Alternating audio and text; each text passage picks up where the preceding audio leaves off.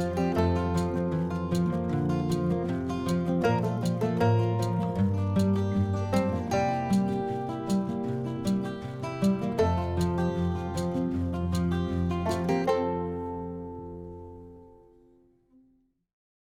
everyone, welcome back. If you're new here, my name is Bella.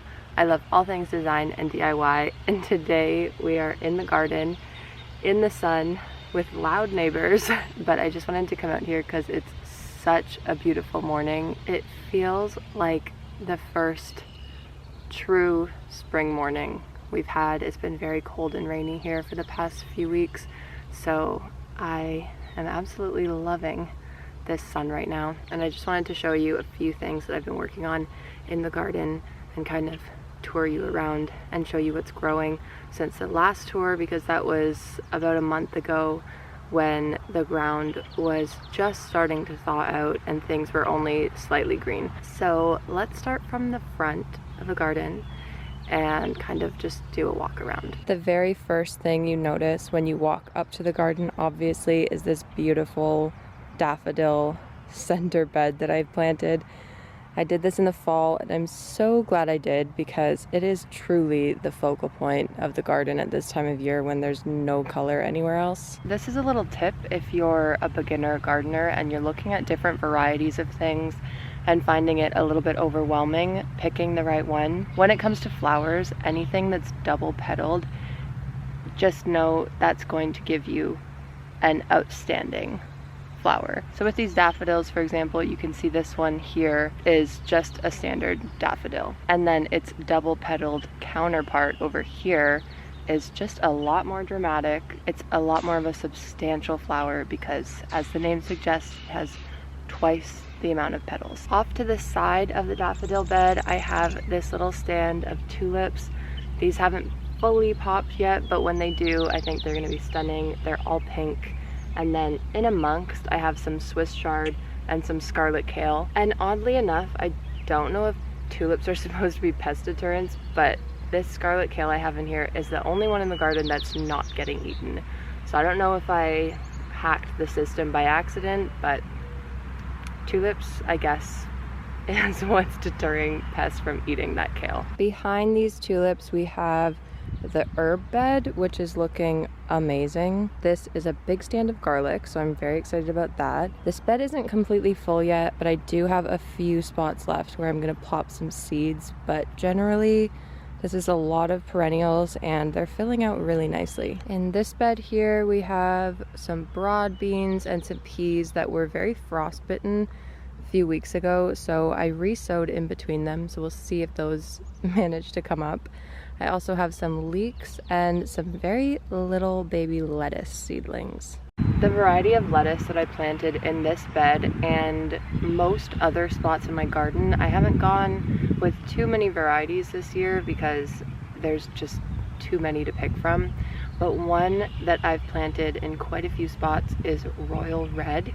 And so I'm really excited. It's a big red head lettuce and I think it's gonna look so stunning. Now behind here is actually the back of the garden. So this line is where I had it delineated previously, and I'm actually extending it out. So you can see behind me here, I'm in the process of a no-dig bed here. There's also two new no-dig beds there and there. So these beds are gonna house the potatoes. So I have two varieties in these beds that are already done.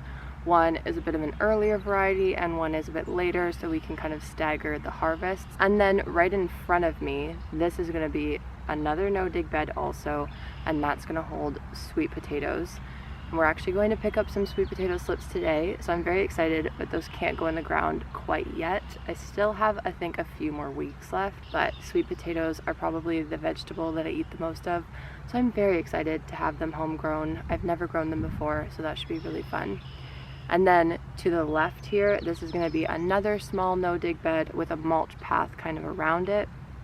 And in that bed, I'm probably just going to do a bunch of greens and things that are like early spring crops. And then maybe throughout the season, like beets and turnips. And then with the chicken wire fence that's behind it, I'm going to do beans to hopefully kind of fill that out a little bit. So you can see here where the cardboard is still exposed. That's where the bed's gonna go, and then the path is gonna come from in the garden here and up like this to these pallet platforms that I built with a rainwater reservoir right there. It's a bit of a DIY free rain barrel. So behind me is the continuation of those no-dig beds, and the two beds of tomatoes are kind of centered by this amazing currant bush. This is actually a stand of a few bushes. These are absolutely thriving. I transplanted these last year, right before they were in season, kind of around this time, because I found them in a little forest that we have in the front of our yard. It's just kind of full of saplings that have dropped seed or that birds have planted, and it's really overgrown and kind of covered in brush. We never clear it or do any kind of maintenance there. So it's a great habitat for different animals, but it also does mean that this currant wasn't thriving in there at all. I don't think we'd ever seen it put out fruit because it just wasn't getting any sunlight at all and not really doing what it needed to do. So I moved a few of them over here so that it could actually put out fruit and I could enjoy it, the birds could enjoy it, and it put out so many berries last year. I think it was just so happy to finally be free from all of the surrounded growth that was kind of choking it out. Its roots have a lot more room now. I think it's just generally a lot happier here. So I'm really excited for the second year that it's going to be here because it's already putting out so many buds. I can see already how full it's going to be with berries, and I think it's going to be absolutely stunning. And on the note of edibles, here I have planted a Chicago cold hardy fig and another little currant sapling that I transplanted from another garden. These things are so cute. We really do have them popping up everywhere around here because we just have so many birds and they love moving seeds around. And so this was in one of our front garden beds.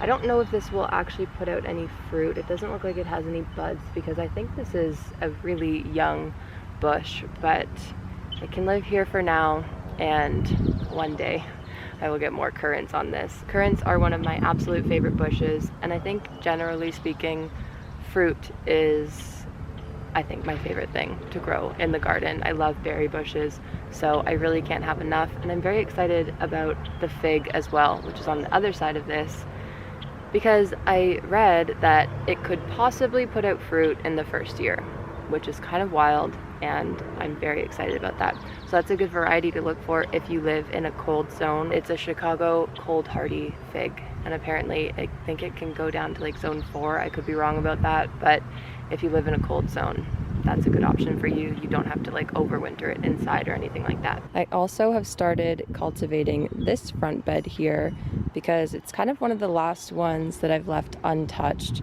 So you can see there's kind of a line in the soil over here, and that's as far as I've gotten kind of cleaning this bed up and planting it. Here I have these really adorable pea stakes that I did. These are just 3 kind of gnarly walnut branches that I stuck in the ground, and then I'm growing, I don't remember what it's called, but they're purple peas. So they're dark purple on the outside and then green on the inside. So those are gonna grow up. These stakes, it's just a really cute kind of rustic way to grow them, and so I'm really excited.